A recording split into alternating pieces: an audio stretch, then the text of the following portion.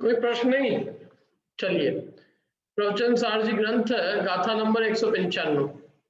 अब मोह ग्रंथि टूटने से क्या होता है, सो कहते हैं। भाई मोह की ग्रंथि टूट जाएगी तो क्या हो जाएगा उससे?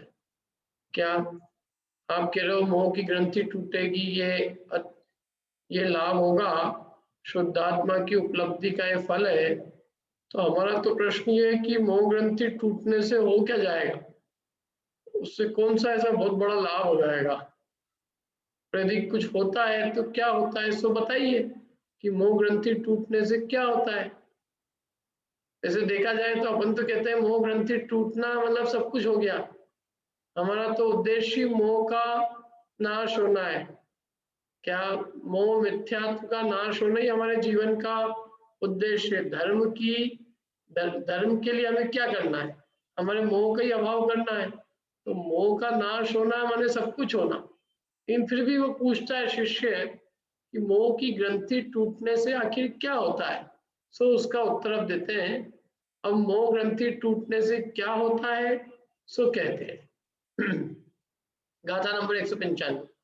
जोड़ यहद मोह गंठी, राग पदों से खवी सामन्ने, ओजम समसो दुखो, सो सोखम अक्षयम लहदी।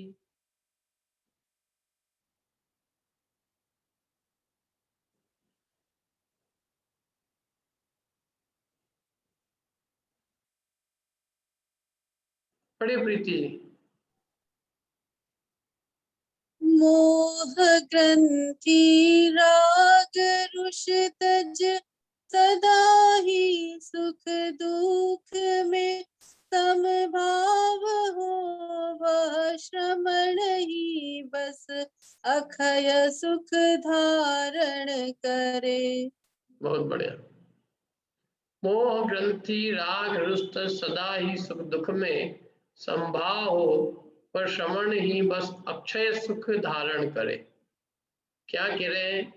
जो निहद मोह ग्रंथि, जो मोह की ग्रंथि को निहत माने नष्ट कर देता है, और राग पदों से, राग और द्वेष का खवी छपन करके जो सामान्य ओजम समसु दुखो, सुख और दुख में समता भाव रखता है, सो सोखम अक्षयम लहती, वह अक्षय सौख्य को प्राप्त करता है।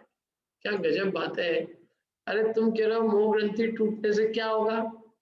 मोह ग्रंथि को तोड़कर जो राग द्वेष का छपन कर देगा, ऐसा सामान्य सुख और दुख में समता भाव धारण करके अक्षय सौख्य को प्राप्त करता है। वह श्रमण सिद्धत्व को, केवल ज्ञान अनंत सुख को प्राप्त करता है? आप लोग क्या प्राप्त करना चाहते हैं धर्म करके? क्यों ममता जी धर्म क्यों कर रहे हैं अपन? सुखी होने के लिए ना। तो वो कह रहे हैं कि जो मोह की ग्रंथि को नष्ट करके और राग और द्वेष का छपन करके जो सामान्य सुख और दुख में समता भाव रखता है, वह सामान्य अक्षय सुख को प्राप्त करता है। माने वह सामान्य अनंत सुख की प्राप्ति करता है। क्या ये उसका लाभ है? यदि वो सामान्य मोह की ग्रंथि को तोड़ के राग द्वेष का भी क्षय करके और समता भाव रखता है सुख दुख में, तो वह सौख्य अक्षय सौख्य को प्राप्त करता है। देखिए अन्वय अर्थ पढ़ते हैं अपन। प्रश्न था ना, ये मोह ग्रंथि टूटने से क्या होता है, उसका उत्तर दे रहे हो। पढ़ो तरुण। जो मोह ग्रंथि को नष्ट करके राग द्वेष का क्षय करके सम सुख दुख होता हुआ श्रमणता अथवा मुनित्व में परिणमित होता है, वह अक्षय सौख्य को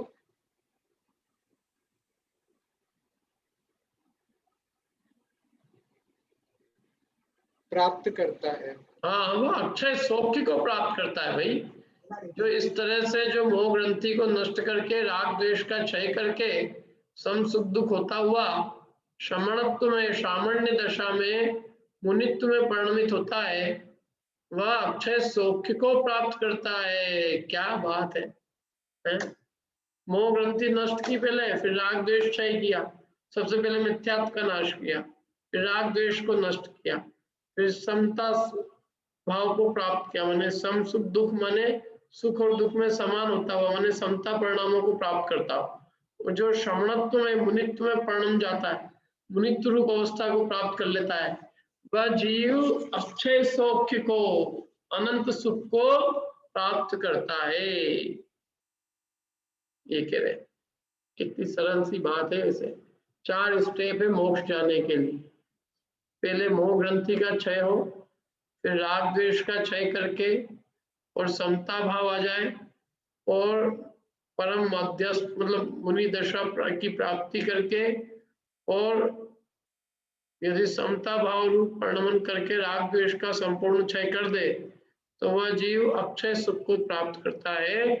वह सामान्य, वे मुनिराज अनंत सुख की प्राप्ति करते हैं। तो इससे क्या हुआ आखिरी रिजल्ट? मोह ग्रंथि के छेदने से क्या प्राप्त होता है कि अक्षय सौख्य रूप फल प्राप्त होता है। ये लाभ है उसका। अब बोलो, आपको अक्षय सुख चाहिए कि नहीं चाहिए? यदि चाहिए तो ये मोह ग्रंथि को तोड़ो। मोह ग्रंथि के टूटने से अक्षय सुख की प्राप्ति होगी। तो नीचे संसार के सुख में ही अच्छे बच्चे रहना है। संसार में पंडित जी बहुत मजा आता है हमको। तो अभी लॉकडाउन का भी अलग ही आनंद आ रहा है मुझे, बहुत बढ़िया है। तुम अभी अक्षय सुख क्या होता है उसको समझते ही नहीं। आकुलता जन्य जो सुख है, आकुलतामय संसार सुख जो निश्चय से है महादुख, उसकी ही निश्चिन करी आस, कैसे मिटता संसार पास है। तो भाई मुक्ति रूपी जो सुख है वो मोह ग्रंथि के छेदने से प्राप्त होता है। वो सुख अलग ही जाति का है। जो मोह के क्षय होने पर और जो निराकुल सुख की प्राप्ति है वो वस्तु अलग है। और जो सांसारिक आकुलता रूप सुख है पुण्य के उदयजन, वे सुख अलग है। सांसारिक सुख तो पराधीन है, विनश्वर है, आकुलता रूप है, कर्म बंध के कारण है और विषम है और हीनादिकता को लिए हुए। लेकिन जो आत्मिक सुख है वो स्वाधीन है, अविच्छिन्न है, अविनश्वर है, निराकुल है, सम है, कर्म बंध के अभाव का कारण है। क्या? अतिशय आत्मोत्पन्न है, स्वाधीन है पूरी तरह से। और जो स्वाधीन होता है सुख वास्तव में वही होता है। दुनिया में एक नियम है, सुख स्वाधीन ही हो सकता है, सुख कभी पराधीन नहीं होता। समझ में आया? ये देखिए, पढ़ते हैं इसकी टीका अपन।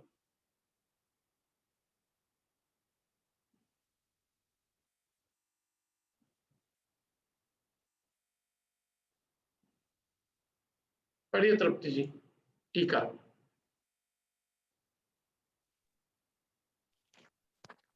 मोह ग्रंथि का क्षय करने से मोह ग्रंथि जिसका मूल है, ऐसे राग द्वेष का क्षय होता है। उससे यानी राग द्वेष का क्षय होने से सुख दुख समान है, ऐसे जीव का परम मध्यस्थता जिसका लक्षण है, ऐसी श्रमणता में परिणमन होता है। और उससे यानी श्रामण्य में परिणमन से अनाकुलता जिसका लक्षण है, ऐसे अक्षय सुख की प्राप्ति होती है। इससे ऐसा कहा है कि मोह रूपी ग्रंथि के छेदन से अक्षय सौख्य रूप फल होता है। हाँ, मोह रूपी ग्रंथि के छेदन से अक्षय सौख्य रूप फल होता है। कैसे होता है? कि मोह ग्रंथि का क्षय करने से, मोह ग्रंथि जिसका मूल है ऐसे राग द्वेष, राग द्वेष का मूल कौन है? मोह की ग्रंथि। तो मोह ग्रंथि क्षय हो जाएगी, तो मोह ग्रंथि क्षय हो गई तो जैसे किसी पेड़ की जड़ खत्म हो गई, तो अब पेड़ के पत्ते हरे भरे कितने दिन तक रहेंगे? 2-4 दिन। ऐसे ही मोह यदि चला गया तो अब राग द्वेष कितने दिन रह लेंगे? कुछ एक दिन, क्योंकि राग द्वेष का मूल तो मोह था। जब तक मूल जिंदा था, जड़ जिंदा थी, तब तक राग द्वेष का कुछ भी बिगाड़ नहीं होता। अब हमने मोह को जड़ मूल से निकाल दिया। राग द्वेष की जो जड़ थी मोह, उसको हमने मूल से ही नष्ट कर दिया। तो अब राग द्वेष ज्यादा दिन बच ही नहीं पाएंगे, अब राग द्वेष का भी क्षय हो जाएगा। माने मोह ग्रंथि राग द्वेष का मूल है, और मोह ग्रंथि का क्षय करने से राग द्वेष का भी क्षय होता है। क्योंकि मूल का नाश हो गया तो अब पत्ते कैसे बचेंगे? पत्ते भी नष्ट हो जाएंगे। तो मोह ग्रंथि क्षय हो गई तो राग द्वेष भी क्षय हो जाएंगे। और राग द्वेष का क्षय होने से क्या होगा कि सुख दुख जिसके समान है, ऐसे जीव को परम मध्यस्थता जिसका लक्षण है, ऐसी श्रमणता में परिणमन होता है। माने जो जीव राग द्वेष को क्षय करता है वो परम मध्यस्थता रूप जिसका लक्षण है, ऐसी श्रमणता में परिणमन होता है। माने ऐसा जीव परम सामान्य दशा को प्राप्त करता है। कैसी है परम सामान्य दशा? कैसी है श्रमणता दशा?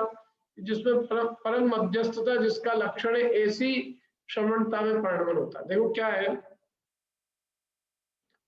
राग द्वेष का क्षय होने से अब न सुख में राग है न दुख में द्वेष है। सुख और दुख दोनों समान दिखते हैं। सुख और दुख कब तक समान नहीं दिखते हैं? जब तक कि जीव को राग द्वेष में परिणति होती है, तब तक सुख में राग और दुख से द्वेष होता है। जब मोह ग्रंथि नष्ट हो जाती है तो मोह जिसका मूल है, ऐसे राग द्वेष का भी क्षय हो जाता है। और जब राग द्वेष का क्षय होता है तो इस जीव को सुख और दुख में समता भाव आ जाता है। और सुख और दुख में जब समता भाव आ जाता है तो परम मध्यस्थता रूप परिणमित हो जाता है। राग द्वेष का क्षय होने से परम मध्यस्थ भाव को प्राप्त करता है। वो परम मध्यस्थता जिसका परम मध्यस्थता हो गई, माने श्रमणता में परिणमन होता है उसका। क्या समझ में आया? माने परम मध्यस्थता के होने का मतलब है कि सामान्य दशा की प्राप्ति होनी। क्योंकि जहां राग द्वेष नहीं है वही सामान्य दशा है। जहां परम मध्यस्थता है, मतलब सुख और दुख में मध्यस्थ भाव है, वही सामान्य दशा है। तो ऐसी सामान्य दशा को जीव प्राप्त करता है। और सामान्य दशा में परिणमन करने से, अर्थात सामान्य दशा में स्थिर रहने से और राग द्वेष का संपूर्ण क्षय करने से अनाकुलता जिसका लक्षण है, ऐसे अक्षय सौख्य की, अनंत सौख्य की प्राप्ति होती है। तो इससे अल्टीमेटली ये सिद्ध हुआ कि मोह रूपी ग्रंथि का छेदन करने से अक्षय सौख्य रूप फल होता है। क्रम है उसका। यद्यपि पहले मोह ग्रंथि का क्षय होगा तो राग द्वेष का क्षय होगा। राग द्वेष का क्षय होने से सुख और दुख में समता रूप भाव, परम मध्यस्थता की प्राप्ति होगी। वो परम मध्यस्थता जहाँ है वहाँ सामान्य दशा है। उस सामान्य दशा की प्राप्ति होगी जहाँ सुख और दुख समान है। और सामान्य दशा में जो जीव परिणमन करता है और राग द्वेष का संपूर्णतया क्षय करता है, ऐसे जीव को अनाकुलता लक्षण अनंत सुख की प्राप्ति होती है। इससे रिजल्ट ये हुआ, इससे ये कहा गया है कि मोह रूपी ग्रंथि को छेदन कर दो तुम, तो तुम्हें अक्षय सौख्य रूपी फल प्राप्त हो जाएगा। हम ये लिख के दे देते हैं तुमको, बोलो तुम तो ज्यादा, हम तुमको कोर्स नहीं दे रहे धर्म के नाम पे, तुम तो मोह का क्षय करो बेटा। और मोह का क्षय करना बहुत कठिन काम नहीं है। मोह का क्षय करना माने वस्तु स्वरूप को समझो तुम। अभी भाई इतने धर्म के नाम पे इतना सा कोर्स कर लो कि तुम कम से कम वस्तु स्वरूप को समझो तो सही। ये जो तुम्हारा मोह अनादिकाल का बैठा हुआ है पर वस्तु में अपनत्व रूप, इसका क्षय करो। यदि ये क्षय हो गया तो राग द्वेष दिखेंगे ही नहीं। और राग द्वेष का क्षय हुआ तो सामान्य दशा की प्राप्ति होकर मुक्ति सुख की प्राप्ति हो जाएगी। बोलिए अनिल जी। ब्राह्मण से मतलब भैया प्रकाश भैया कि मुनि अवस्था के बाद भी तो मोह का क्षय प्रारंभ होगा ना अपना, नहीं, कि मोह मुनि का अवस्था क्षय से तो पहले। पहले होगा ना, सामान्य दशा तो वो जीव तब धारण करेगा जब उसके मोह का क्षय नहीं, वो होगा। तो क्षीण मोह नाम का जो गुण स्थान है, यदि स्त्री क्षीण मोह पुत्र गुण आदि स्थान जो में, होता है, हाँ, मोह का अभाव कौन से गुण स्थान में होता क्षीण मोह उस गुण स्थान में होगा अपना जाकर के, है? ठीक है ना। क्षीण हाँ मोह गुण स्थान में, क्षीण मोह गुण स्थान में मोह का क्षय होगा, तो हाँ, इसे मोह शिया का सिद्ध नहीं हो रहा कौन से मोह का? दर्शन मोह का कि छठे गुण चारित्र स्थान मोह को, का? दोनों का होगा, दर्शन शांत होगा। हाँ नहीं, दर्शन पहले दर्शन दर्शन मोह का क्षय कब होगा? पहले छठे गुण स्थान से करेगा वो जाकर के, नहीं, दर्शन मोह का क्षय कौन से गुण स्थान में हो सकता है? छठे गुण स्थान से करेगा वो भी। नहीं नहीं, दर्शन मोह का क्षय देखो, अपने आदिनाथ भगवान थे ना, गृहस्थ हाँ अवस्था में थे तब वो क्षयिक सम्यक दृष्टि थे कि नहीं थे? कोई दिक्कत नहीं है। तो चतुर्थ हाँ गुण स्थान में भी क्षयिक सम्यक तो रह सकता है कि नहीं? नहीं, सम्यक रहेगा नहीं, मोह वाली बात चल रही है, वो बात कर रहा हूँ। तो सम्यक तो क्षयिक सम्यक हुआ तो दर्शन मोह का क्षय हुआ ना। दर्शन मोह का, हाँ, दर्शन प्रकृति का क्षय हुआ, ठीक है, ठीक, कोई उसमें कोई दिक्कत नहीं है, ठीक है। तो दर्शन मोह का क्षय हुआ माने मोह ग्रंथि का छेदन हो गया, हाँ ठीक है, कह सकते हैं, चलिए एक है ना। कह सकते हैं इसको भी। और वो यदि दर्शन मोह का क्षय होने के बाद जिस जीव को पर द्रव्यों से, स्त्री पुत्र आदि से मोह नष्ट होगा, ऐसा जीव मुनि दशा को अंगीकार करेगा। लेकिन भैया आदिनाथ भगवान को आप स्थायी समय दर्शन होने के बाद में भी पूरा उसका राजकाज चलता रहा ना उनका पूरा, बच्चे से उनका परिवार तो बढ़ा ना उनका जाकर के, तो हाँ तो स्त्री पुरुष से मतलब नहीं आएगा यहाँ पे ना, यहाँ पे तो लगेगा सिर्फ होगा शायद समय दर्शन की प्राप्ति के लिए दर्शन मुनि प्रकृति में उन्होंने एक प्रकार तनुबंदी का क्षय किया है, ना कि प्रत्याख्यान प्रत्याख्यान का नहीं किया, अभी उन्होंने जाके क्षय किया वहां पर, तो वहां तो मोह मोहनी कर ग्रंथि, चलेगा। दर्शन मोह का क्षय कोई तो मोह ग्रंथि का क्षय, मोह का मोह किसको कहते हैं? दर्शन मोह के कि चारित्र मोह को? नहीं, दर्शन वो कहते हैं, लेकिन प्रत्याख्यान प्रत्याख्यान वो चाहे तो मोहनी प्रकृतियां वो तो है साथ में है ना। प्रत्याख्यान प्रत्याख्यान तो राग द्वेष के भेद है अनिल जी। हाँ तो वही मैं कह रहा हूँ, वही चाहे तो मोहनी का चल रहा है उनका, तीन चीजें एक देखो थोड़ा मोहनी सा, कर्म के ही है ना, ऐसा नहीं है क्या। दर्शन मोह में केवल मैं ये मिथ्यात्व पूछना चाहता हूँ अनंतानुबंधी, मोहनी कर्म को। दर्शन मोह हाँ में ठीक क्या है, क्या ओके। जाएगा? केवल मिथ्यात्व और अनंतानुबंधी। तो मिथ्यात्व और अनंतानुबंधी के क्षय के लिए मुनि दशा होना आवश्यक नहीं है। अप्रत्याख्यान और प्रत्याख्यान और संयोजन के क्षय के लिए तो आवश्यक है। ठीक है, ओके बराबर है, आप भी ओके इससे ओके सहमत है ओके। ना? हाँ ठीक है, कोई दिक्कत ठीक है ना। तो उसका क्षय किया जिसने, मिथ्यात्व का मोह अनंतानुबंधी और मिथ्यात्व का क्षय किया, ऐसा जीव, अब क्या ऐसा जीव सामान्य दशा को अंगीकार करेगा? वही करेगा ना हाँ जिसका हाँ मोह नष्ट हो जाएगा। अच्छा, ठीक है, आप, मैं वो थोड़ा समझने में गलती कर दी थी। ऐसा जीव श्रावण दशा मतलब ऐसा ही जीव साधु दशा को प्राप्त करेगा, ठीक है, हाँ, वो नहीं, ठीक है, जिसका मोह ही नहीं जाएगा तो वो साधु क्यों बनेगा? जब ठीक है। तक मैं स्त्री पुत्रादि को अपने मानूंगा तो मैं उनको छोड़ूंगा क्यों? लेकिन भैया प्रश्न यहाँ पर एक और आ जाता है कि जब आप लोग, आपके जो व्याख्या में आता है कि अभव भी मुनि बन जाता है, तो हाँ, अभव मुनि बनता है, तो क्या हर जगह पर या रतीशा लगा सकते हैं जाकर के कि जो मुनि बन रहा है वो दर्शन मुनि का क्षय करके आगे पहुंच पड़ा बढ़ रहा है आगे आगे पे, ऐसा सिद्ध करना कैसे पॉसिबल होगा अपने लिए? नहीं, अपन ये तो ही नहीं कह रहे कि जो भी मुनि बन जाएगा उसका दर्शन मोह क्षय हो ही जाएगा, लेकिन मैं ये कह रहा हूँ कि मुनि दशा को अंगीकार वही जीव करेगा यथार्थ रूप में जिसके सत्या दर्शन मोह का क्षय होगा। दर्शन मोह के क्षय बिना उसने की अंगीकार, तो बाद में हाँ मतलब दर्शन मोह का क्षय होना उसको जरूरी है, नहीं तो वो मोह रहेगा अंदर में, तो उसका मुनित्व सही मुनित्वपना कैसे सब होएगा सही? वही वही, तो ये बराबर है। कैसे हो सकता है भैया कि मतलब बिना इसके क्षय किए हुए वो कैसे मुनि धर्म पालन कर लेता, भाव कैसे बन जाता है, ये समझ में नहीं आ रही बात है, देखो ऐसा है कि थोड़ा और बस समझाइए। अपनी कोई भी मैं अलग समझ व्यक्ति लूँ, चाहे, अलग क्लास में गड़बड़ हो रहा था। घर घर छोड़ना और घर को अपना मानना, तो अपना मानना नहीं छोड़ा, घर छोड़ दिया, हम्म, हाँ तो ठीक है, है ना? ठीक है, चलिए मैं अलग समझूंगा आपसे, अलग से फोन कर लूंगा आपको, अभी तक ठीक क्लास है, चल रही, ठीक है, कंटिन्यू करनी, ठीक है। ठीक है, ठीक, ओके ओके ओके। तो क्या है, दर्शन मोह का क्षय जो है ना, तो सर्वप्रथम मिथ्या दर्शन मोह का क्षय हुआ, मोह ग्रंथि का क्षय हुआ। मोह ग्रंथि का क्षय माने मिथ्यात्व और अनंतानुबंधी, भाई इतना ही, उससे आगे नहीं, उससे ज्यादा नहीं लेना है। और बेसिकली क्या है, देखो ये जितने भी जीव महाव्रत आदि अंगीकार करते हैं, बड़े बड़े तीर्थंकर आदि महापुरुषों ने भी, उन्होंने भी पहले मोह का क्षय किया, और जब मोह उनका नष्ट हो गया तो उनको मुनि दशा अंगीकार करने में बिल्कुल सहज आसानी रही। यदि मोह रहता उनको तो आज हम आप क्यों नहीं कर पा रहे, हमारे मोह विद्यमान है। जब तक मोह का नहीं हमारा मोह चला जाएगा परद्रव्यों से, परद्रव्यों में अपनापन नष्ट होगा, तो हमारे मुनि दशा सच्ची प्रकट हो जाएगी। और जब तक मोह है हमारे अंदर में विद्यमान, तब तक नहीं होगा। तो मोह ग्रंथि का क्षय करने से क्या होगा, राग द्वेष का क्षय होगा। राग द्वेष का क्षय करने से क्या होगा, परम मध्यस्थता प्राप्त होगी। परम मध्यस्थता को क्या होगा कि परम मध्यस्थता माने सुख दुख में समता रूप परिणाम, ऐसी सामंतता में परिणमन होगा। उससे क्या होगा कि ऐसा जीव अनाकुलता जिसका लक्षण है, ऐसे अक्षय सुख को प्राप्त करेगा। तो अल्टीमेटली रिजल्ट ये निकला कि मोह ग्रंथि के छेदन करने से अक्षय सौख्य रूप फल होता है।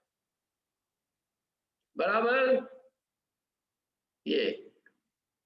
अच्छा देखो, मोह ग्रंथि, वो अनिल जी ने बहुत अच्छा प्रश्न किया कि अभव्य जीव भी मुनि बन जाता है लेकिन मोह का क्षय नहीं होता। इसलिए तो यहाँ भी आचार्य देव ने इस बात पे बल दिया कि भाई मोह ग्रंथि का छेदन करो। क्यों, मोह नहीं टूटेगा तो कुछ भी कर, सब कुछ करने पर भी अनंत सौख्य की प्राप्ति नहीं होगी। वो मोह का क्षय होगा, जिसके मोह नष्ट हो गया तो ऐसा जीव आज नहीं तो कल मुनि अवस्था को धारण किए बिना नहीं रहेगा, और वो मुनि अवस्था को धारण करेगा और क्रम क्रम से अनंत सुख को प्राप्त करेगा। सारा खेल ही तो मोह का नाश करना है। क्या यही तो समझ में आ जाए कि भाई पर वस्तु मेरी नहीं है, उससे यदि ममता टूट गई, उसमें अपनापन टूट गया, उसमें मोह नष्ट हो गया, तो सारा संसार, अनंत संसार चुल्लू भर पानी जितना रह जाता है।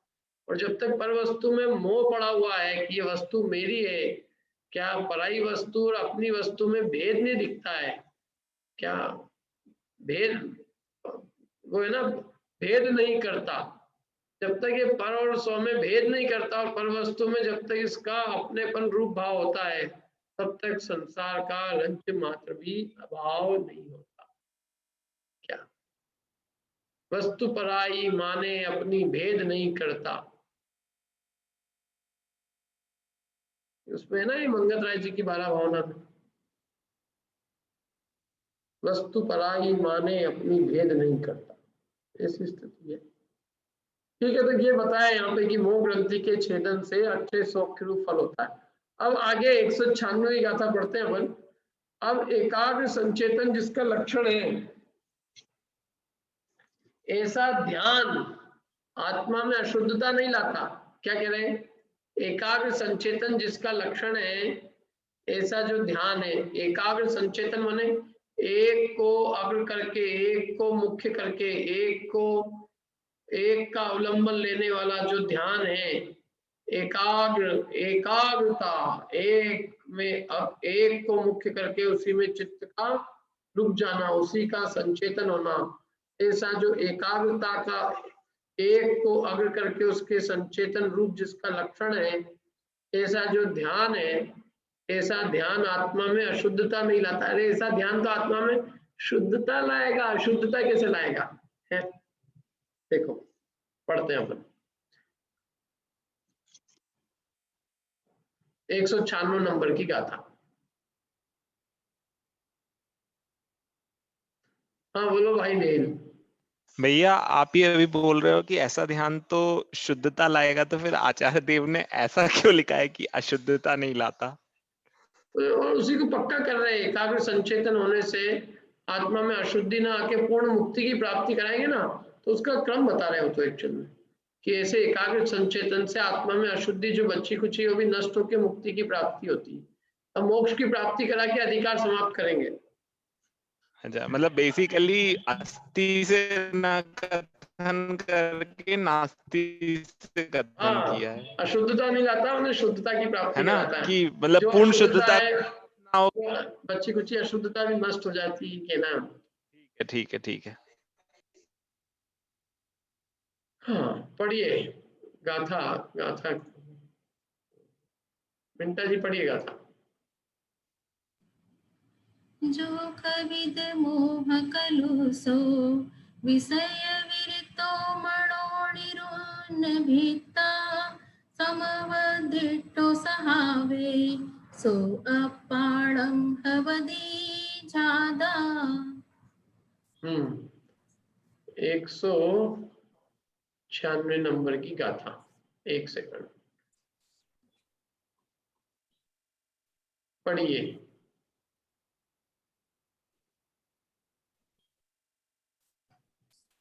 आत्मध्याता श्रमण वह इंद्रिय विषय जो परिहरे स्वभाव स्थित अवरुद्ध मन वह मोह मल का क्षय करे। जो खविद मोह कलुषो, जो मोह रूपी कलुष्टा को क्षय करके विषय विरक्तो, विषय से विरक्त होकर, तो मनोनिरुम्बितता, मन को निरोध करके, मन का निरोधन करके, संवठिदे सहावे, संवठिदो सहावे, स्वभाव में अवस्थित होता है। सो अपाणम हवति ध्याता, वह आत्मा ध्याता होता है। ध्याता क्या? जो मोह रूपी कलुष्टा को क्षय करके विषयों से विरक्त होकर मन को निरोधता है, मन का निरोध हो जाता है, वह जीव स्वभाव में अवस्थित होकर वह आत्मा ध्याता होता है। ध्याता, ध्याता है वो, ध्याता आत्मा का ध्यान करने वाला है, ऐसा ध्याता है।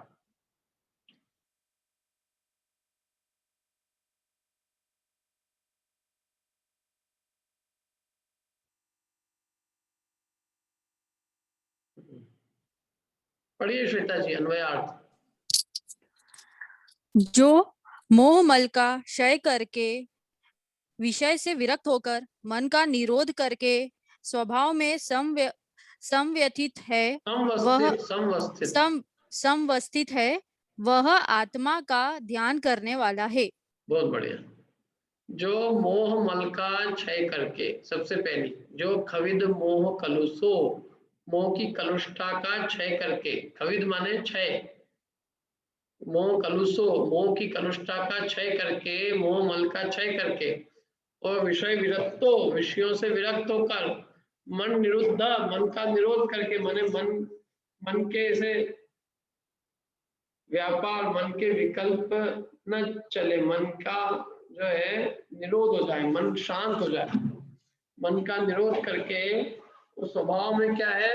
समवस्थित है, स्वभाव में अवस्थित है, वह जीव आत्मा का ध्यान करने वाला है, वह आत्मा को ध्याता है। जो मोह मल को क्षय करके विषयों से विरक्त होकर मन का निरोध करके स्वभाव में अवस्थित है, वह आत्मा का ध्यान करने वाला है। कितनी सारी बातें कही। मोह मल का क्षय करे, विषयों से विरक्त हो, मन का निरोध करके, पंचेंद्रिय के विषयों से विरक्त होकर मन का निरोध करके, मोह मल का क्षय करके स्वभाव में अवस्थित है, ऐसा जीव आत्मा का ध्यान करने वाला है, आत्मा का ध्याता है। समझ में आया? वह स आत्मानम ध्याता भवति, वह आत्मा का ध्यान करने वाला है। अरे बहुत बढ़िया उदाहरण देंगे यहाँ पे, एकदम एक से एक। पहले तो अन्वयार्थ समझ में आ गया सबको? तो टीका पढ़ते देखो, एक बहुत जोरदार टीका है, मजेदार।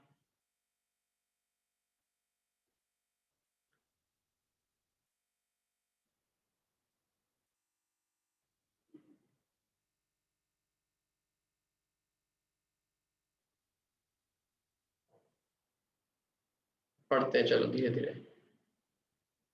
टीका पढ़ो चित्रप्ति जी, शुरू की 4 पंक्ति पढ़ो।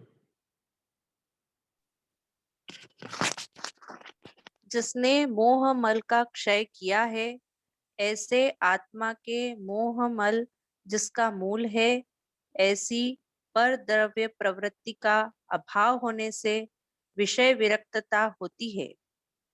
उससे अर्थात विषय विरक्त होने से समुद्र के मध्यगत जहाज के पक्षी की भांति अधिकरणभूत द्रव्यांतरों का अभाव होने से जिसे अन्य कोई शरण नहीं रहा है, ऐसे मन का निरोध है।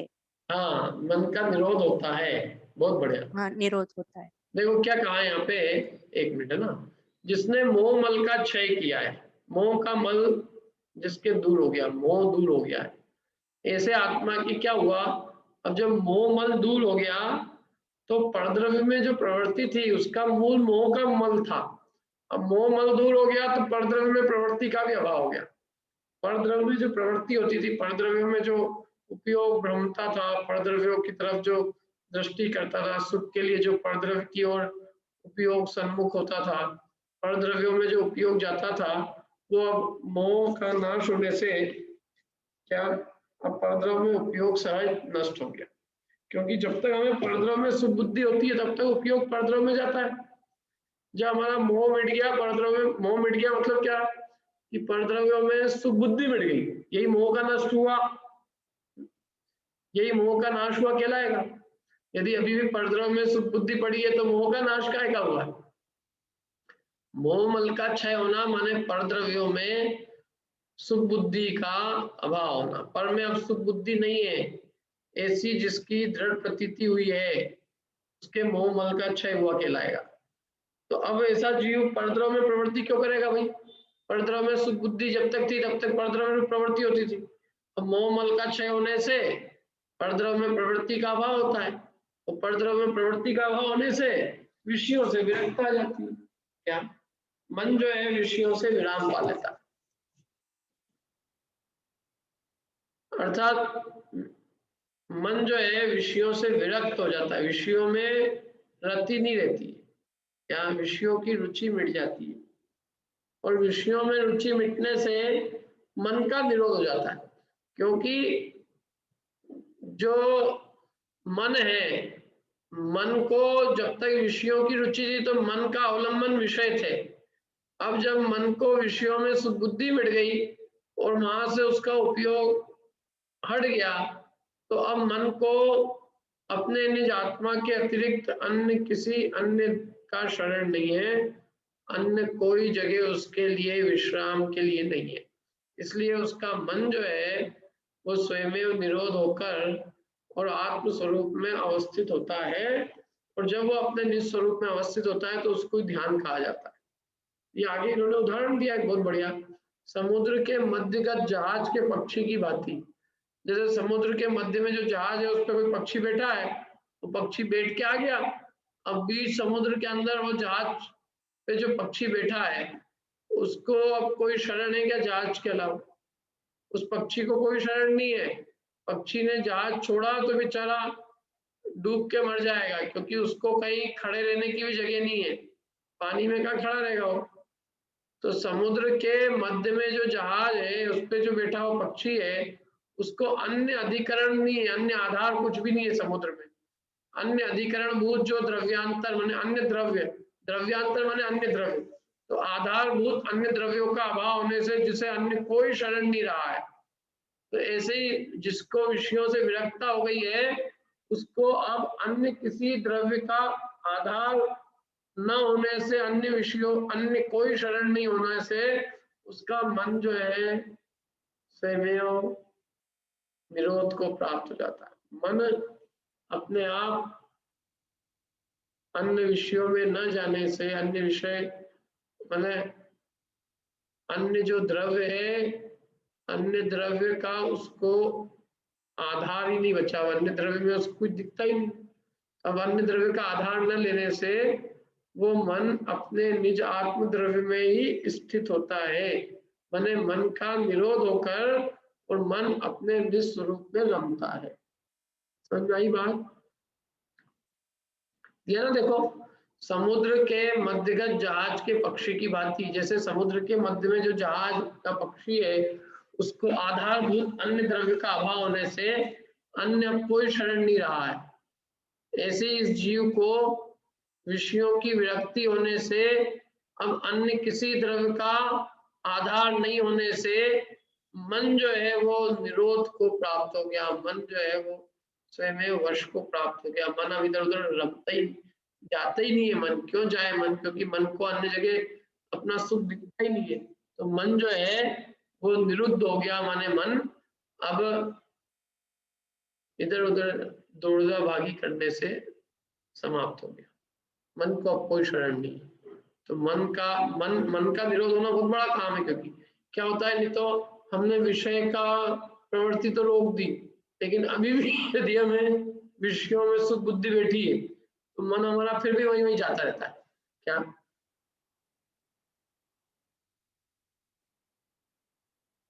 कितना ही करें, भले विषय का सेवन नहीं करें, लेकिन मन जो है, मन स्वयं विषयों में दौड़ रहा है। क्यों दौड़ रहा है? क्योंकि अभी मोह का नाश नहीं हुआ है, अभी विषयों में सुख बुद्धि नहीं मिटी। हम सोचते हैं हम विषय का सेवन नहीं करेंगे तो हमारे को मोह का क्षय हो जाएगा, जबकि आचार्य कहते हैं कि विषयों का सेवन नहीं करने से मोह क्षय नहीं होता है, विषयों में सुख बुद्धि मिटने से मोह का क्षय होता है। विषय में जिसकी सुख बुद्धि मिटती है तो उसका ये फल है कि वो स्वयं विषयों से विरक्त होता है और फिर उसके विषय सेवन नहीं होते। तो वो उसका चिन्ह है, मोह के क्षय होने का चिन्ह है विषयों से विरक्ति। और हम क्या करते हैं, चिन्ह को प्रकट करके और ये सोचते हैं कि इससे हमारे को मोह का अभाव हो गया, ये कहा जाएगा, जबकि वो नहीं है। क्या जिसके पुत्र होना है उसको गर्भ में बच्चा होगा, ऐसा तो ही नहीं कि गर्भ बड़ा होगा उसको पुत्र होएगा। पुत्र की उत्पत्ति, पुत्र के होने का चिन्ह है वो। क्या उससे नहीं है, पेट बढ़ने से किसी के पुत्र नहीं होता, पुत्र का होना है तो वो गर्भ की वृद्धि है। ऐसे ही मोह का क्षय हुआ है तो विषयों से विरक्ति है। विषयों से विरक्ति कर ली हमने, विषयों का सेवन नहीं किया और उससे हम कहें कि हमारे मोह का क्षय हो गया, तो विषयों के सेवन नहीं करने मात्र से मोह का क्षय नहीं कहा जाता, क्योंकि विषयों का सेवन तो जीव अनेक कारणों से नहीं कर सकता, लेकिन हो सकता है उसकी सुख बुद्धि फिर भी बैठी हो। इसलिए विषयों में सुख बुद्धि मिटती है तो उसका स्वयं ये चिन्ह होता है कि उसको विषयों से विरक्ता है, बिना रहती नहीं।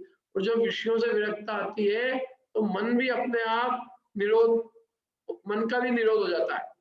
क्या देखो आगे क्या लिखा है, पढ़िए तृप्ति जी। अर्थात जैसे समुद्र के बीच में पहुंचे हुए किसी एकाकी जहाज पर बैठे हुए पक्षी को उस जहाज के अतिरिक्त अन्य किसी जहाज का, वृक्ष का या भूमि इत्यादि का आधार न होने से दूसरा कोई शरण नहीं है, इसलिए उसका उड़ना बंद हो जाता है। हाँ, मन उसी पावे प्रकार विश्राम। मन कहाँ जाएगा बेचारा, बताओ, ये मन क्या, वो पक्षी कहाँ जाएगा? वो पक्षी को उस जहाज के अलावा अन्य किसी जहाज का, वहां जहाज है कोई दूसरा, एक ही अकेला जहाज है, कोई वृक्ष है वहां पे बीच में समुद्र में, कोई भूमि है, कुछ नहीं है, कोई शरण ही नहीं है दूसरा, इसलिए उसका क्या होता है, पढ़िए। उड़ना बंद हो जाता है। उसी प्रकार विषय विरक्तता होने से मन को आत्म द्रव्य के अतिरिक्त किन्हीं अन्य द्रव्यों का आधार नहीं रहता, इसलिए दूसरा कोई शरण न रहने से मन निरोध को प्राप्त होता है। बहुत बढ़िया भाई। और मन को जो है और कोई आत्म द्रव्य के अतिरिक्त अन्य किसी द्रव्य का, अन्य किसी अन्य द्रव्य का आधार ही नहीं रहता है। और जब अन्य किसी अन्य द्रव्य का आधार नहीं है तो दूसरा कोई शरण नहीं होने से मन अपने आप निरोध को प्राप्त हो जाता है, मतलब मन इधर उधर दौड़ना उड़ना बंद हो जाता है। और इसलिए अर्थात मन का निरोध होने से मन जिसका मूल है, ऐसी चंचलता का विलय होने के कारण अनंत सहज चैतन्यात्मक स्वभाव में समवस्थान होता है। वह स्वभाव समवस्थान तो स्वरूप में प्रवर्तमान अनाकुल एकाग्र संचेतन होने से उसे ध्यान कहा जाता है। हाँ, जब मन का निरोध हो जाता है तो मन जिसका मूल है, ऐसी चंचलता का भी विलय हो जाता है। चंचलता का मूल कौन है? मन शांत हो गया तो चंचलता नष्ट हो जाती है। तो चंचलता का विलय हो गया तो अनंत सहज चैतन्यात्मक स्वभाव में समवस्थान होता है, अवस्थित हो जाता है जीव अपने निज चैतन्य स्वभाव में। और वह स्वभाव समवस्थान तो स्वरूप में प्रवर्तमान होने से, अनाकुल होने से और एक आत्मा को अग्र करके उसका संचेतन होने से उसे क्या कहा जाता है? ध्यान कहा जाता है। उसी का नाम ध्यान है। क्या? जिसमें क्या है कि जिसके अंदर जो स्वरूप जिसमें मतलब जिसमें क्या है कि जिसमें चंचलता तो नष्ट हो गई और अवस्थित हो गया। कहाँ अवस्थित हो गया है जीव?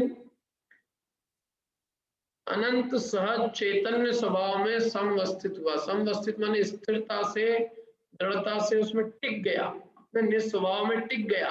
क्योंकि आप कोई चंचल, अब देखो चंचलता कुछ रही नहीं, कहीं इधर उधर जाना नहीं, कहीं इधर उधर अपने आप जो है उस मन की अवस्थिति है नहीं, मन को और कोई आधार नहीं आत्मद्रव्य के अतिरिक्त, तो मन कहाँ जाएगा? अभी अपना क्या है, लॉकडाउन हो गया सब कुछ, तो अब ये शरीर उड़ उड़ के कहाँ जाएगा? नहीं तो उड़ उड़ के जाता रहता, घूमता रहता। क्या? अभी जैसे ही लॉकडाउन खत्म हो जाए तो ऑनलाइन क्लास के स्टूडेंट भी सब उड़ जाए इधर उधर, लेकिन अब है ही कोई आधार ही नहीं, कहाँ जाओगे बताओ? है जिनको बीमारी हुई वो भी घर में है और जिनको नहीं है वो भी घर में है।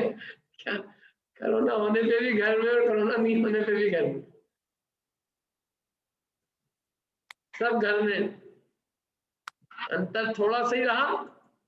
अब अपने को कोई जब स्थान ही नहीं है जाने का तो अपने आप स्थिरता से अपन आराम से सुनते हैं, मन अपना अपने आप एकाग्रता को प्राप्त हो जाता है।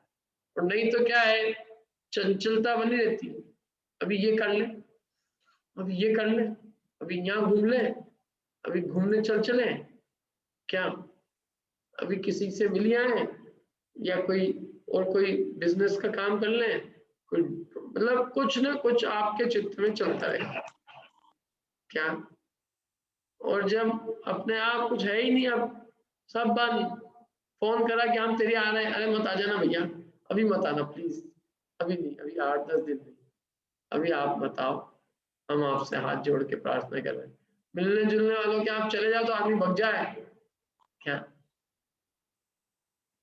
मंदिरों में अपने आप लोग पहले तो मिल के आके हाथ जोड़ के जय जिनेन्द्र, अब तो मुंह पे कपड़ा, दूर से ही जय जयकार कर करके लोग अपने आप एक दूसरे से कतराते हैं बात करने में।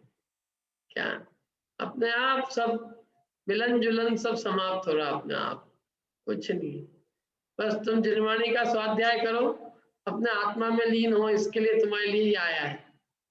तुम कुछ मत जाओ, मन का सहज निरोध करने के लिए, क्या सहज मन की वृत्ति को नष्ट करने के लिए मानो इसका अवतार हुआ है। क्या ये तो एक उदाहरण है मेरा। अभी अपना फिर भी मन नष्ट नहीं हो जाता उससे, क्योंकि विषयों में विरक्ति जब तक नहीं होती है तब तक मन का चंचलता बनी रहती।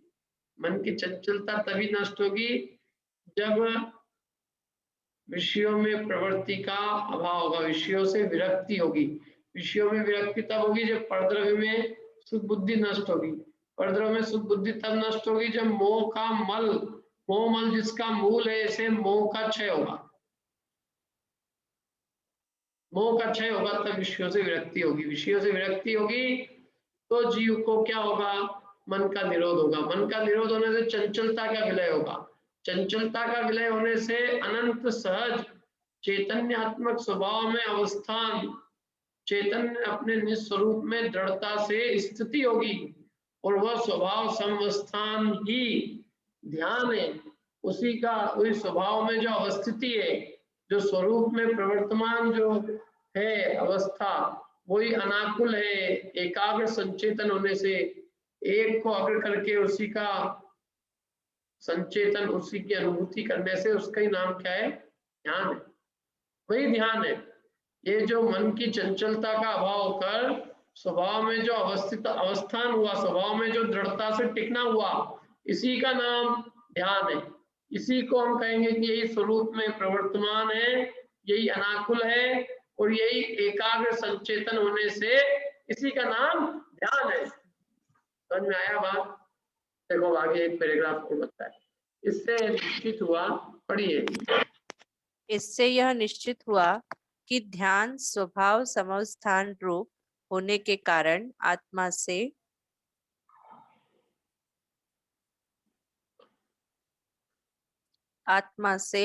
अनन्य होने से अशुद्धता का कारण नहीं होता। हाँ, ध्यान आत्मा से अनन्य होने से अशुद्धता का कारण नहीं होता।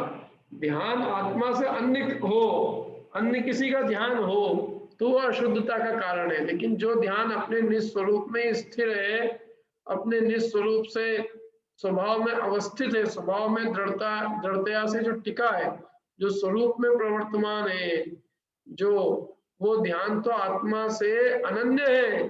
माने परद्रव्य का अवलंबन नहीं होने से उसमें अशुद्धि नहीं है, बल्कि आत्मा से अनन्य होने से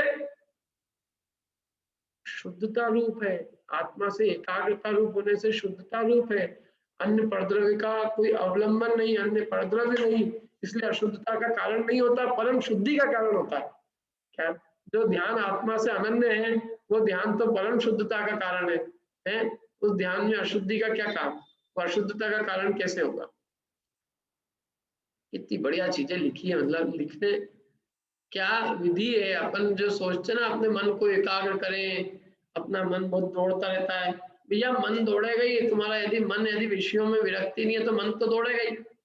क्या अभी शाम को चलो, ठंड के अंदर गर्मी है तो अभी शाम को क्या करें, शाम को ये करें, रात को वो करें, सुबह ये भोगें, दोपहर को ये भोगें। कोई अभी ऐसा तो नहीं, गर्मी के दिन आए हैं तो गर्मी की चीजें चालू हो जाएगी। अपने इंदौरी लोगों को क्या है, शाम के टाइम पे, रात के टाइम पे उनका शरबत चलता है गर्मी के दिनों में, दिन में श्रीखंड और झोलिया। क्या इंदौर के लोगों को विषयों से विरक्त करना मुश्किल है, रसना इंद्री से विरक्ति होना, इनका मन दौड़ता रहता है इसलिए। क्या ये तो सोशल ग्रुप में दौड़ता रहता है, नहीं तो आज वहां खाने को बुला रहे हैं, आज वहां खाने को बुला रहे हैं, जहाँ खाने को बुलाए वहां दौड़ जाओ। क्या? क्योंकि भोजन ही हमारा जीवन है। हम उत्पन्न ही इसीलिए हुए इस मनुष्य पर्याय में, श्रीखंड खाने के लिए। क्या? झोलिया पीने के लिए। तो अब क्या, मन जो है ना अचंचल रहता है मन। आपको देखो, आपको यदि ये अंदर से रुचि मिट जाए ना कि हमें केवल अपने गड्ढे को भरना है, जो मिल जाए वो भरना है बस पेट, तो चित्त में बहुत शांति और बहुत निराकुलता आती है। और विषयों में जब तक प्रवृत्ति रहती है ना, विषयों की रुचि, तो निरंतर दौड़ा करता है चित्त। अभी भले ही लॉकडाउन है तो भी प्लानिंग कर रहे हैं कि लॉकडाउन खत्म होगा तब कहाँ जाएंगे, कहाँ घूमने जाएंगे।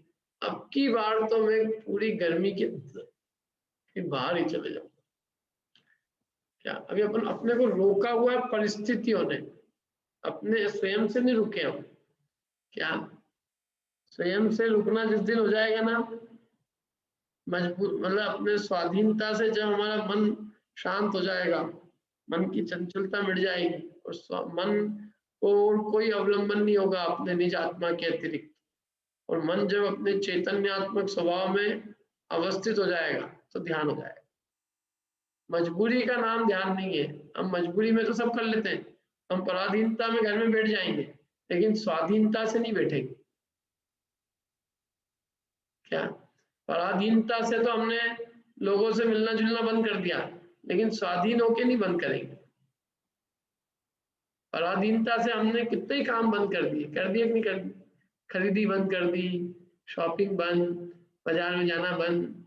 क्या करें, जाएंगे तो कोरोना लग जाएगा। जितने हम जो है ना, जितना हम पराधीनता से फिर भी कर लेते हैं ना, उतना हम स्वाधीनता से कर ले तो हमारा धर्म कोई मुश्किल नहीं।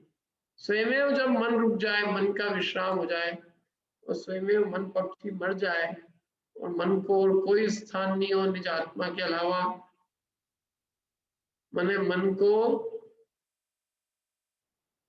स्थिर होने के लिए, मन को ठहरने के लिए अपने निज आत्मा के अतिरिक्त जब अन्य किसी अन्य द्रव्य का आधार न रहे, मन को एकमात्र अपने निज आत्मा में ही शरण दिखाई दे, तो मन वहां पर अपने निज स्वभाव में अवस्थित होता है? और वो जो स्वभाव अवस्थिति है उसी का नाम ध्यान है। वही स्वरूप में प्रवर्तमान अनाकुल एकाग्र संचेतन होने से ध्यान है। और वो ध्यान ही स्वभाव में चूंकि अवस्थित है ना, वो ध्यान अपने निज स्वरूप में प्रवृत्ति करने से वो आत्मा से अनन्य है। वो आत्मा से अनन्य होने से किसी प्रकार की अशुद्धता का कारण नहीं होता, क्योंकि जो आत्मा से अनन्य है, आत्मा को छोड़कर अन्य किसी का अवलंबन नहीं ले रहा है, वो भला अशुद्धता का कारण कैसे होगा? वो तो परम शुद्धता का कारण। ठीक है, तो वो जो गाथा की थी ना नील भाई कि वो ध्यान अशुद्धता का कारण नहीं होता, तो वो उन्होंने कहा यहाँ पे सिद्ध करके कि आत्मा में लगा हुआ जो उपयोग है वो किसी प्रकार की अशुद्धि का कारण नहीं होता। और अशुद्धि नहीं होगी तो क्या होगी? पूर्ण शुद्धता को प्राप्त करेगा। पूर्ण शुद्धता का फल क्या है? आगे कहेंगे सर्वज्ञता। क्या जो जिसने शुद्धात्मा को उपलब्ध कर लिया है मैंने सर्वज्ञ हो गया है। वो सर्वज्ञ क्या करते हैं? फिर अगली गाथा में कहेंगे ये सर्वज्ञ किसको ध्याते हैं, सर्वज्ञ भगवान किसको ध्याते हैं? प्रश्न है अगली गाथा 197 गाथा। जिसने शुद्धात्मा को उपलब्ध कर लिया है, माने जिसने शुद्ध आत्मा रूप परिणम गया है, माने कौन शुद्ध आत्मा को प्रकट प्राप्त कर लिया है? किन्होंने? सर्वज्ञ भगवान। सर्वज्ञ भगवान ने शुद्धात्मा को उपलब्ध कर लिया है, क्योंकि मोह का क्षय होकर अनंत ज्ञान दर्शन सुखवीर स्वभाव को प्राप्त करके शुद्ध आत्मा रूप परिणम गए। तो जिन्होंने शुद्धात्मा को उपलब्ध किया है, ऐसे सर्वज्ञ भगवान ध्याते क्या है? ये लोग कहते करते क्या है यार? भगवान करते क्या है? सबको एक साथ देखते जानते हैं, एक जैसे काम से बोर नहीं हो जाते हम? पूर्वी ने पूछा था ना अपने से उस दिन कि भगवान एक जैसे ध्याते देखते देखते बोर नहीं हो जाएंगे? क्यों पूर्वी? और वो प्रश्न पूर्वी का ही नहीं, बहुत लोगों का है कि भाई जब एक ही काम बस देखते रहे और देखते देखते थक नहीं जाएंगे? केवल ज्ञान तो थक जाएंगे, फिर वो कहेंगे भैया हम केवल ज्ञान नहीं, बहुत हो गया, सबको देखते देखते वो वही चीज देख रहे हैं, रोज देख रहे हैं, अब थोड़ा चेंज करो। चेंज करने में पूछता हूँ आप लोगों से कि चेंज करके करेंगे क्या? चेंज की दशा में क्या जाएंगे? तुम इतना जानते थे, अब इसको जान के कम जानोगे तो उससे क्या होगा? आखिर जानना तो मिटना नहीं है ना, है? तो कम जानने को क्यों स्वीकार करेगा कि ज्यादा जानते हैं? अब हम जान के बोर हो जाए, तो बोर हो गए तो दूसरी नई को जानेंगे ना। वो नया क्या है जिसको तुम जानोगे? क्योंकि जो तुम जान रहे हो उसके अलावा तुम जान ही नहीं सकते हो। तुम करोगे क्या? तुम्हारे पास नया विषय क्या है जिसको तुम प्राप्त करना चाहोगे? बताओ कि हम सब अब ये करेंगे। अभी तक हमने जो है ना वो जो है ना साउथ इंडिया देखा, अब हम नॉर्थ इंडिया देखेंगे। तो भैया सर्वज्ञता ऐसा तो ही नहीं कि पहले साउथ इंडिया देखा और फिर नॉर्थ इंडिया देखा, वो तो सारा इंडिया एक साथ दिख जाएगा। और इंडिया ही क्यों दिखेगा? पूरा वर्ल्ड दिखेगा, पूरा वर्ल्ड क्यों, पूरा लोकालोक दिखेगा। और लोकालोक की भी वर्तमान पर्याय की, भूत भविष्य सब काल की, तीनों काल की पर्याय दिखेगी। अब तुम छोड़ के करोगे क्या कि हम थोड़ा चेंज कर लेते हैं, केवल ज्ञान को छोड़ के अब कुछ चेंज कर ले? तो चेंज के लिए क्या है तुम्हारे पास, वो बताओ तुम, जिससे तुम चेंज करोगे। बताओ तो क्या चेंज करोगे? कि सब अनंत ज्ञान से अज्ञान में आ जाएंगे, तो ये कोई चेंज हुआ है? मैंने मेरी आंखों से मैं देख रहा था और चेंज करने के लिए मैंने आंखें फोड़ ली, और एक ही आंख रखी, दो में से एक फोड़ के, कि चेंज हो गया ये भी। ऐसा चेंज कौन चाहेगा? ज्ञान से अज्ञान रूप चेंज कौन चाहेगा? कोई मूर्ख अज्ञानी होगा जो अज्ञान से अज्ञान रूप होना चाहेगा। वस्तु स्वरूप को अच्छे से जान रहे हैं, लोकालोक प्रकाशक ज्ञान है, आत्मा का पूर्ण स्वभाव प्रकट हुआ ज्ञान स्वभाव, जो ज्ञान स्वभाव वस्तु संपूर्ण वस्तु को जान रहा है, तो उस ज्ञान को कौन अभाव करना चाहेगा? भला नहीं, कौन उस ज्ञान को क्षय करके और अज्ञान रूप पढ़ना चाहेगा? ये तो बताओ। बोलो पूर्वी, कुछ बोलना हो यदि आपको।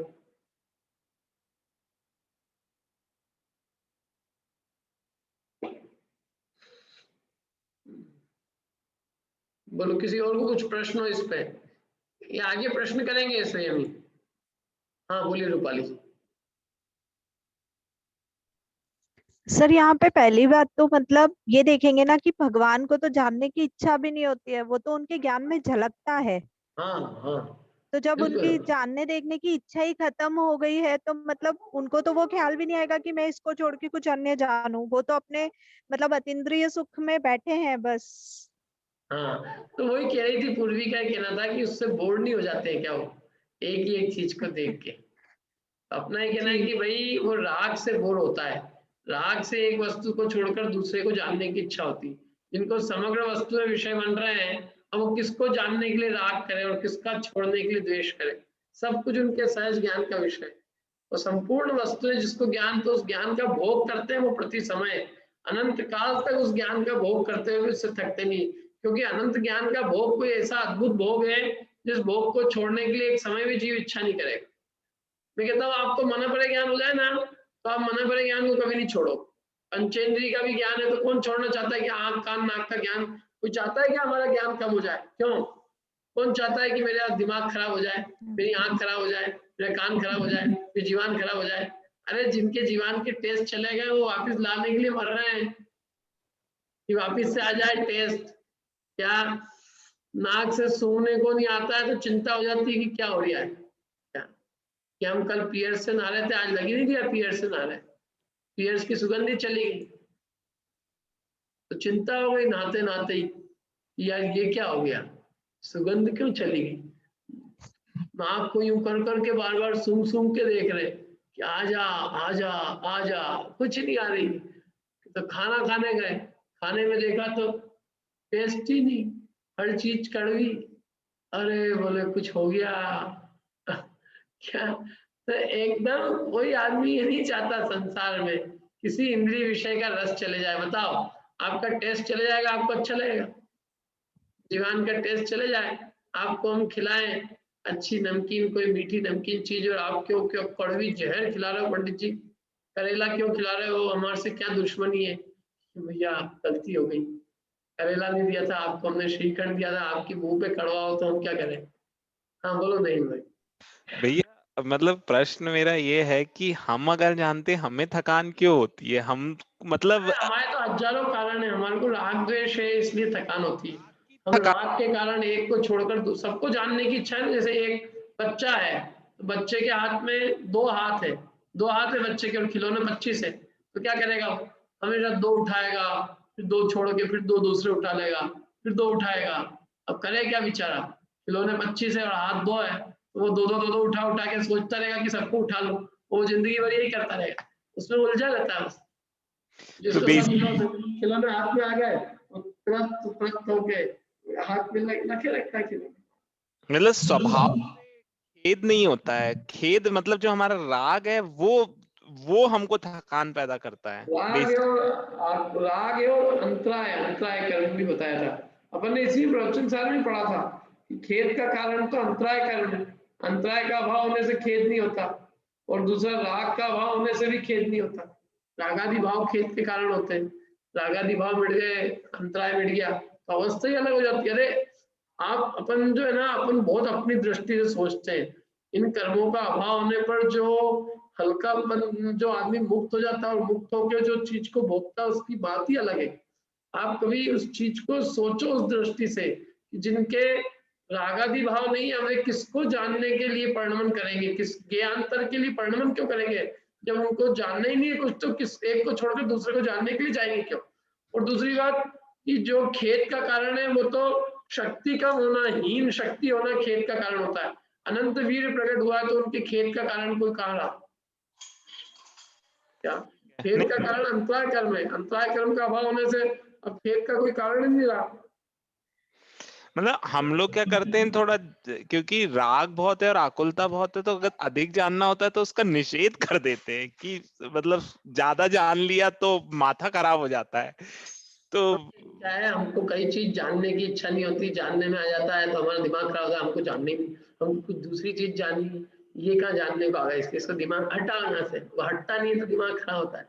बहुत सारे कारण है अपने। तो अनिष्ट को हम जानना नहीं चाहते और वो अनिष्ट हमारे ज्ञान का गेय बनता है तो हमको बहुत दुख होता है। और दूसरा हमारा जो है ना, खेद का कारण अंतराय कर्म मौजूद है, शक्ति को प्रकट नहीं होने देता। क्या, और उनकी शक्ति को घातने वाला कोई कर्म नहीं है। इसलिए अनंत वीर प्रकट होने से वो अनंत ज्ञान को धारण किए रखने की सामर्थ्य रखता है। मतलब हम बेसिकली उसके स्वभाव का ही निषेध करने लगते हैं। हाँ, जानने में थोड़ी नहीं कोई दिक्कत है, जानना तो आत्मा का स्वभाव है। चलिए इतने रखते हैं, अपन कल पढ़ेंगे अपन अनंत भगवान क्या दिखाते हैं क्या। और सब आप लोग प्रश्न सोच लेना, यदि किसी को ये प्रश्न तो नहीं भाई अनंत भगवान करते क्या है, तो उसी प्रश्न का उत्तर कल देंगे अपन। अभी इतना ही रखते हैं।